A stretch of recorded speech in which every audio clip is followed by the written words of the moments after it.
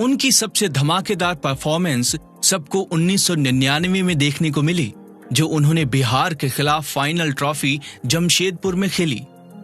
यदि आपने महेंद्र सिंह की मूवी देखी होगी तो इस मैच का उसमें जिक्र किया गया है, जिसके अंदर युवराज सिंह को बहुत टशन में रहने वाला व्यक्ति दर्शाया गया है। और हो भी क्यों ना, लंबा चौड़ा जट किसी को भी इंप्रेस कर सकता है। युवराज सिंह इस समय बाइक और म्यूजिक का भी बहुत शौक रखते थे। उस जमाने में वो अपने साथ वॉकमैन और यामाहा RX 135 रखते थे, जिसको देखने के बाद ही इनके सामने वाली खेल रही टीम की हालत खराब हो गई थी। इस मैच में उनके सामने वाली टीम में महेंद्र सिंह धोनी भी खेल रहे थे। सामने की पूरी टीम में सब लोगों ने जूझकर 358 रन बनाए थे। सामने वाली टीम कहीं ना कहीं ये भी सोच रही थी कि वो अच्छी बॉलिंग करके मैच जीत जाएंगे, परंतु जब वो लोग दूसरे दिन बॉलिंग करने आए तो युवराज सिंह ने अकेले अपने दम पर 358 रन बना दिए और मैच को जीत लिया। इससे ये तो साफ हो गया था कि युवराज सिंह को हल्के में नहीं लेना है। इस मैच की धुआंधार परफॉर्मेंस को देखने के बाद उनको अनेकों इंडियन टीम के सिलेक्टर ने नोटिस करा। ये मैच एक तरह से कहा जा सकता है कि युवराज सिंह की जिंदगी का टर्निंग पॉइंट था। ये वो मैच था जिसने युवराज सिंह को वो पहचान दिला दी जिसके वो हकदार थे। इसके बाद जब अंडर 19 वर्ल्ड कप सन 2000 में हुआ, इस मैच के लिए उनको सेलेक्ट करा गया था। इसमें भी उन्होंने अपना फॉर्म कायम रखा। इस मैच में उन्होंने इतनी अच्छी परफॉर्मेंस दी कि उनको प्लेयर ऑफ द टूर्नामेंट का खिताब मिला।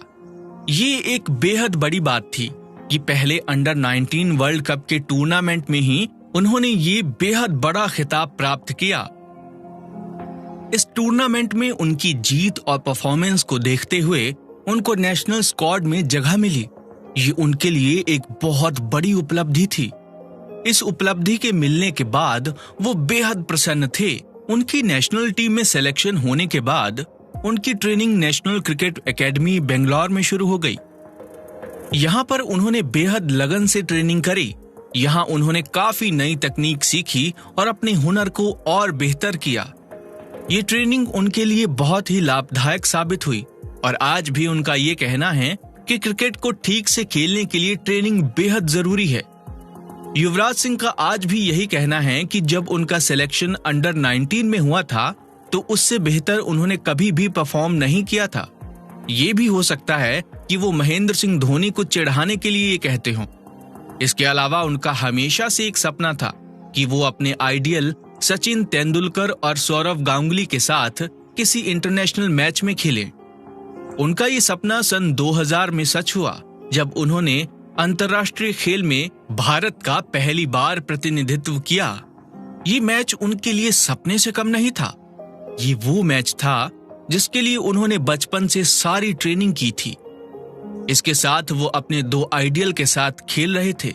ये किसी भी व्यक्ति के लिए बहुत बड़ी बात थी।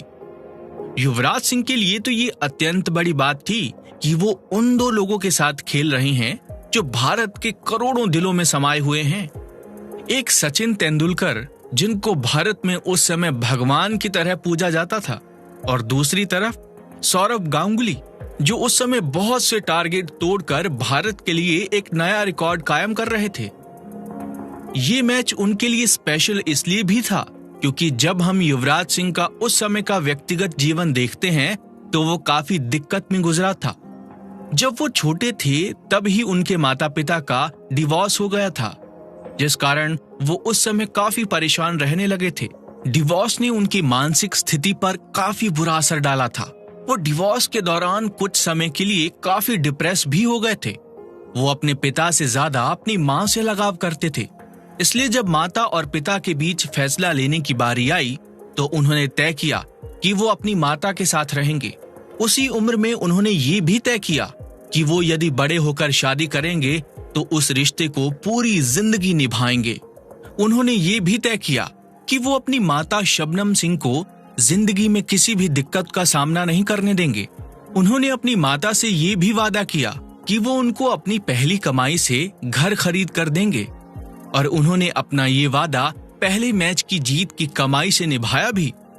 उन्होंने अपनी पहली कमाई की जो थी 21 लाख रुपए, उससे सबसे पहले अपनी माता के लिए घर खरीदा था। ये उनके और उनकी माता के लिए बहुत भावुक पल था।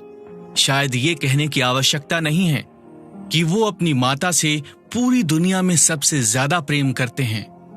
तो हम लोगों ने पहले भाग में युवराज सिंह के बचपन और उनके प्राथमिक क्रिकेट के बारे में काफी कुछ सुना।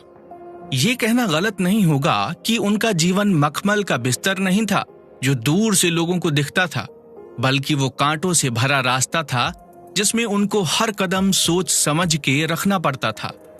इसके बाद हम उनके जीवन के अगले भाग में जानेंगे कि इंटरनेशनल क्रिकेट में आने के बाद उनका खेल और उनका व्यक्तिगत जीवन कैसा चला और उसमें प्रसिद्ध होने के बाद क्या क्या बदलाव आए।